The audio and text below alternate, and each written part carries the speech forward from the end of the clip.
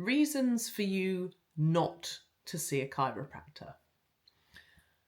I was having a little reflect this morning about why people would not want to see a chiropractor. And the main reason I came to was because you've been burnt before, largely financially. And this has happened to me, not in a chiropractic sense, not with a chiropractor, but as a small business owner, I have hired agencies in the past who claim to have the answers to all my questions and know the secret sauce. And actually, what's happened is I've ended up several grand out of pocket. So what happens in chiropractic? Where can it go wrong? When you've been financially burnt, it may well put you off seeing another chiropractor. And that is fair because our previous experience shapes our future decisions, and often rightly so. On a personal level, I need to make the same mistake twice before I finally learn from it. One instance I can put down to like a bad experience, but then if I've done the same thing again or a very similar thing and it's still been an absolute unmitigated disaster, to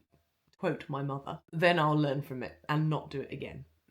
I had a recent experience of someone telling me that they saw a chiropractor who shook their head and went, "It's bad news, I'm afraid," and then said they needed £1,600 worth of treatment to get results. Now, every chiropractic philosophy is different. People work to different timescales, people do different lengths of adjustments, different styles of adjustments, different everything. So there's no wrong or right.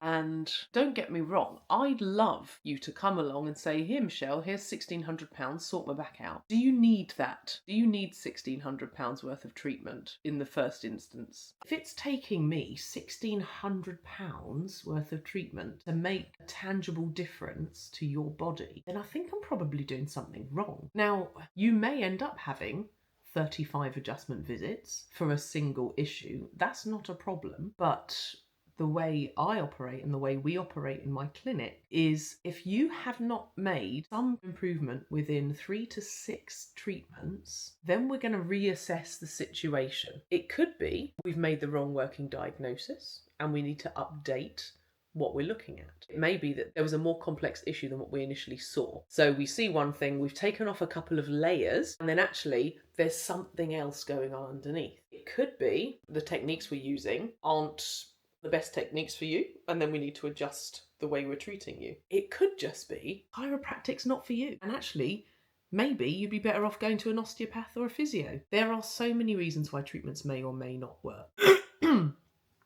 But in the first instance, personally, I'm not a huge fan of telling people to commit to an enormous number of treatments before we reassess. Everyone's body is different, and every chiropractor's philosophy is different, but I don't know, I guess what I'm saying is be discerning and don't be afraid to ask for a second opinion.